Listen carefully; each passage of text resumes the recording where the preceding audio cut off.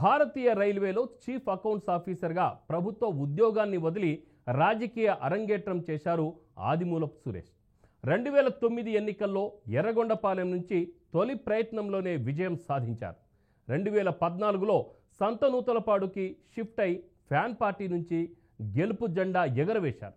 తిరిగి 2019లో ఎర్రగొండపాలెం నుంచి పోటీ చేసి హ్యాట్రిక్ విజయం సాధించారు. జగన్ క్యాబినెట్లో పలు శాఖలకు మంత్రిగా పనిచేశారు. మాజీగా మారాక సురేష్ పరిస్థితి ఎలా ఉంది? Watch the story.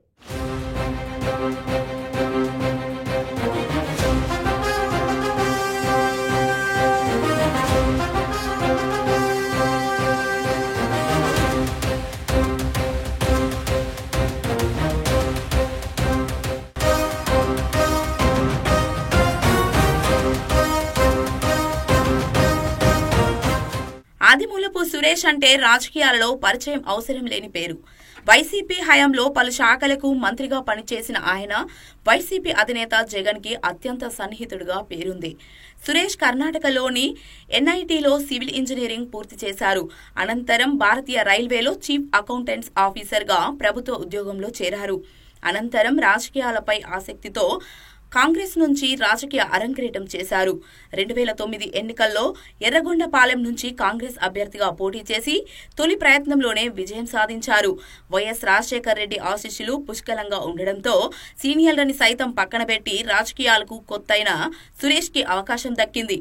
దీనితో సురేష్ రాజకీయాల్లో నిలదొక్కుకోవడానికి ఎక్కువ సమయం పట్టలేదంటారు ఆయన అనుచరులు. తొలిసారి విజయం సాధించడం, అందులోనూ పార్టీ అధికారంలోకి రావడంతో కాంగ్రెస్ హయాంలో సురేష్ హవా బాగా నడిచిందట. దీనితో ప్రకాశం జిల్లా రాజకీయాలలో సురేష్ దూకుడుగా వ్యవహరించేవారని రాజకీయ వర్గాల్లో వినిపించే మాట.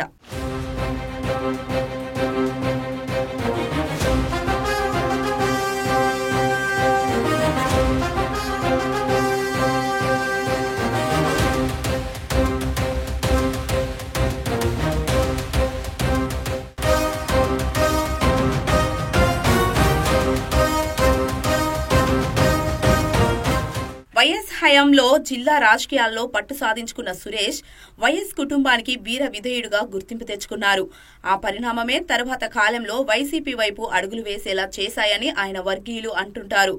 2014 ఎన్నికల్లో వైసీపీ నుంచి పోటీ చేసిన సురేష్ రెండోసారి విజయం సాధించారు.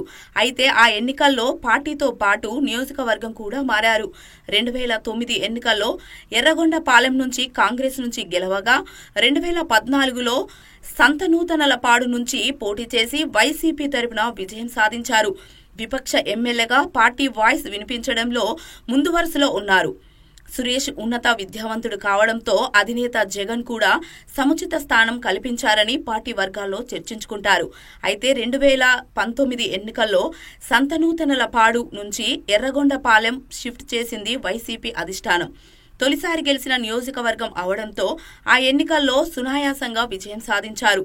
దీనితో నియోజకవర్గం ఏదైనా గెలుపు జెండా పాతడం ఆయన ప్రత్యేకత అంటారు వైసీపీ శ్రేణులు.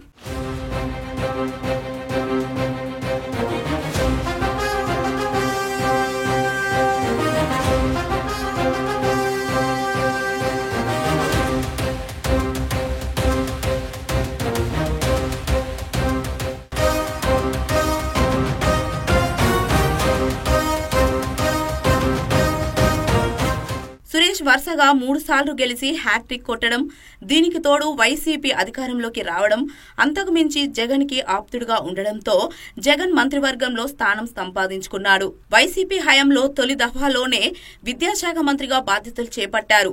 విద్యాశాఖ మంత్రిగా నాడు నేడు కార్యక్రమం ద్వారా విద్యా వ్యవస్థలో విప్లవాత్మకమైన మార్పులు తీసుకురావడంలో కీలక పాత్ర పోషించారు.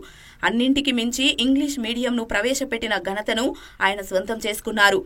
రెండో దఫా మంత్రివర్గంలో అవకాశం దక్కిందని అంతా భావించినా మరోసారి మంత్రిగా సురేష్ ప్రమాణ స్వీకారం చేశారు. జిల్లాలో సీనియర్ నేత అయిన బాలినేనికి మరోసారి అవకాశం దక్కలేదు. దీనితో ప్రకాశం జిల్లాలో సురేష్ హవా కొనసాగింది. రెండో దఫాలో సురేష్ కి శాఖను మార్చారు జగన్. మున్సిపల్ శాఖ మంత్రిగా బాధ్యతలు చేపట్టిన ఆయన ఆ శాఖపై పట్టు సాధించారు. సురేష్ నియోజకవర్గం మారిన ప్రతిసారి గెలుస్తారని భావించిన జగన్ 2024 ఎన్నికల్లో కొండేపి నియోజకవర్గానికి మార్చారు. అయితే కొండేపిలో వైసీపీ గెలిచిన దాఖలాలు లేవు. ఆ ఎన్నికల్లో గెలిచి బోని కొట్టాలని వైసీపీ అంచనా వేసింది. మంత్రిగా ఉన్న సురేష్ అయితేనే కొండేపిలో గెలుపు జెండా ఎగురవేస్తారని వైసీపీ శ్రేణులు సైతం భావించారట. కానీ ఎన్నికల ఫలితాల తర్వాత వైసీపీ అంచనాలు తారుమారయ్యాయి. వరుస విజయాలు సాధించిన సురేష్ కి కొండేపి నియోజకవర్గం బ్రేక్ వేసిందని స్థానికులు అంటుంటారు. అయితే ఓటమి తర్వాత కూడా పార్టీలో యాక్టివ్గా ఉంటూ కూటమి ప్రభుత్వంపై విమర్శలు చేస్తూ తనదైన శైలిలో రాజకీయాలు చేస్తున్నారు ఈ మాజీ మంత్రి.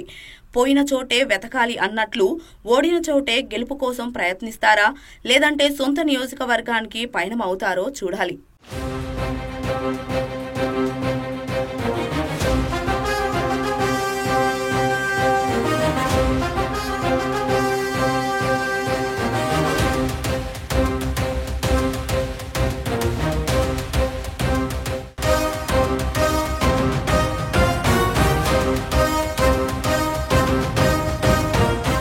వరుస విజయాలు నమోదు చేసిన మాజీ మంత్రి సురేష్కి కొండపి నియోజకవర్గం షాక్ ఇచ్చిందా?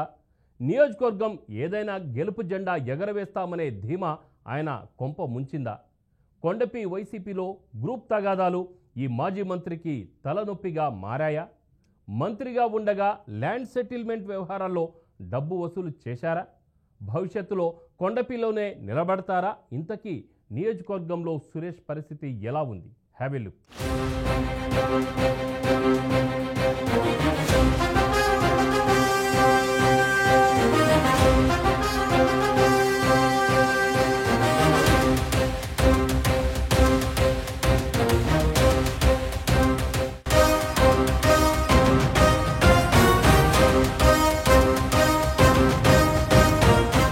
కొండేపిలో వైసీపీ బోని కొట్టాలని తహతహలాడింది. అందుకోసం మంత్రిగా ఉన్న సురేష్ ని రంగంలోకి దింపడంతో 2024 ఎన్నిక కొండేపిలో ఆసక్తికరంగా మారింది.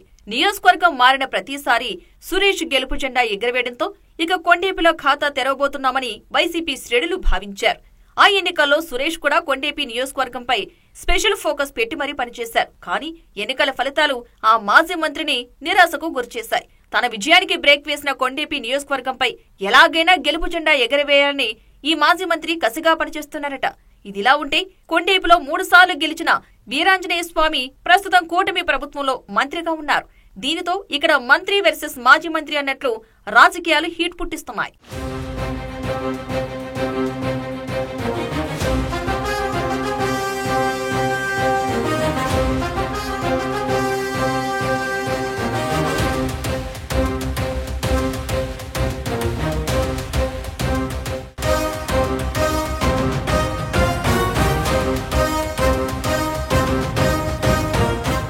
ఆదిమూలపు సురేష్ ఎన్నికలకు 3 నెలల ముందే కొండేపి బాధ్యతలు చేపట్టారు.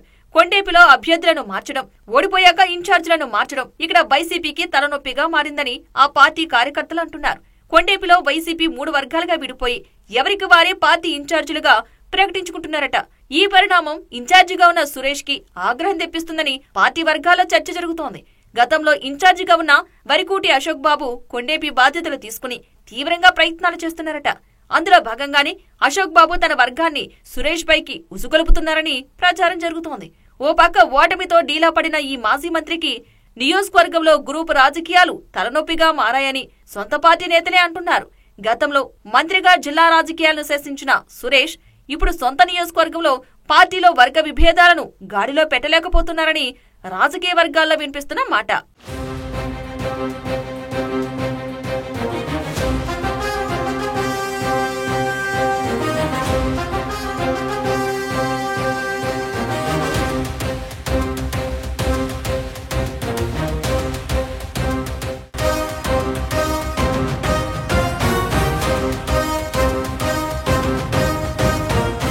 కొండేపి బాధ్యతలు చేపట్టాక నియోజకవర్గంలో సురేష్ ఆశించిన స్థాయిలో పర్యటించలేదని ఆరోపణలు ఉన్నాయి. దీనికి తోడు కార్యకర్తలను కలుపుకొని పోలేదని సొంత పార్టీ నుంచే విమర్శలు వ్యక్తమవుతున్నాయి.